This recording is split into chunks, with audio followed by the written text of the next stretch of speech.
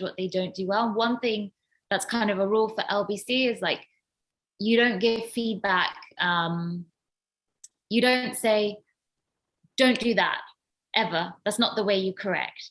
You just say what you want someone to do. So, you know, it's more about like positive reinforcement. It's not like, don't do, if you're going to say like, don't do this because it's dangerous, then you have to present an alternative. You don't just say, don't do it. So it's all about giving constructive feedback.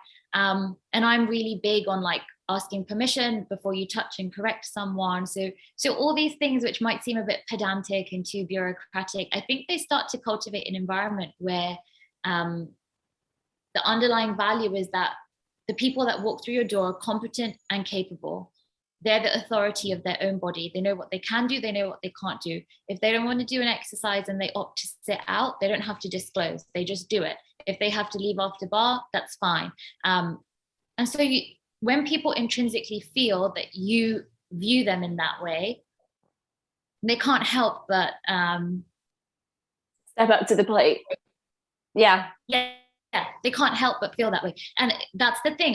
Until you eradicate power dynamics from the dance studio, of course you're going to have people that don't have a tendency towards self-actualization, because you're not promoting self-actualization. What you're promoting is a hierarchy. So you have to eliminate the hierarchy.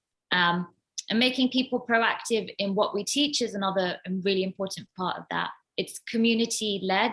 The variations we teach are always voted for. We kind of have a pool of which ones, and might organize them in certain orders, but they're all there and they're all things that have been voted for. And so this is a space you're co-curating. When you show up to this space, you have a stake in it. And I think that's an ownership model. It's not a consumption model. And I could keep going. I've got like 10,000 other things. I love this. Okay. What's so interesting is that, so you and I have never had this conversation before. Like, I've been to one of your classes, and obviously we follow each other, and like I consider you a friend, but we've never had this specific conversation about like, well, how do you actually cultivate that environment, and what specific things do you actually have in place for your teachers, etc. And it's just so cool that as you're saying all these things, I'm realizing, oh, I came to that same conclusion through a completely, I mean, not exactly different, but like I was on my path, you're on your path. And I know there are lots of other teachers right now listening to this who have come to the same conclusions without having been taught, you know, from the same academy or from the same whatever. And how is that the case? Because it works.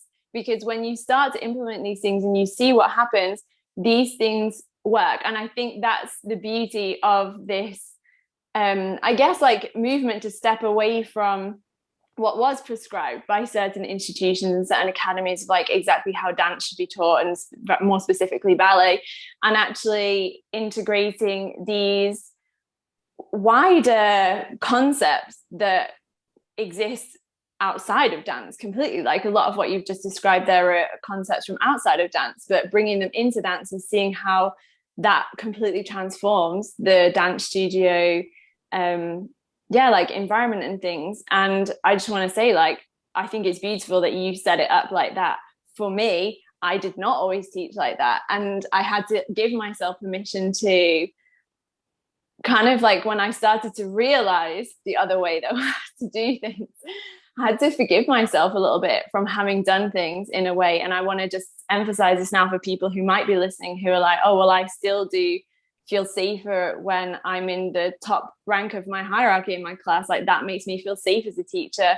Or things like, you know, I don't know, like, well, empowering my students that they do know best. Like, what happens then if they make a decision that's wrong? And just understanding that, again, we're not perfect. You as a teacher are never going to be perfect. Your students are never going to be perfect. But how do you cultivate? I mean, what you just described there, for me, the two words that were coming up were like respect and trust within that class. There's so much respect and trust between you as a teacher and the students, and it sounds like also between the students, and that's certainly what I experienced when I was in your class.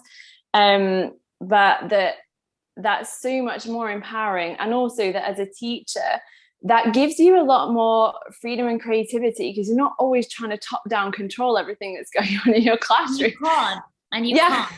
And that's the thing that's like really, really important, I think, is that that's an illusion.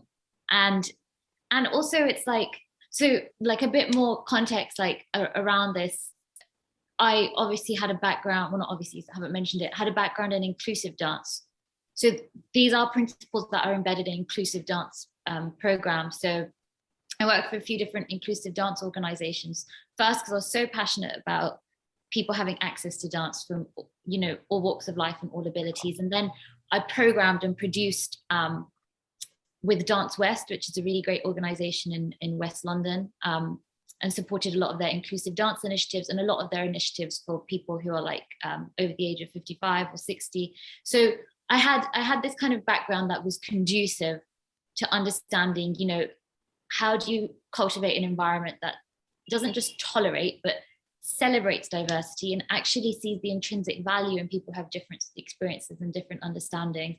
And one of the like kind of pushbacks that I hear from people around like a more community-led approach is that like, okay, so like, you know, if it's all about students being like competent and capable, what if, I don't know, it's just like a random example, somebody wants to do like point work and they're not ready? Like, it's not about not being able to give feedback or instruction. It's like actually there's conversations that are more likely to happen and more likely to be received because there's a collaboration going on between people, you know. And also I do really strongly believe that if you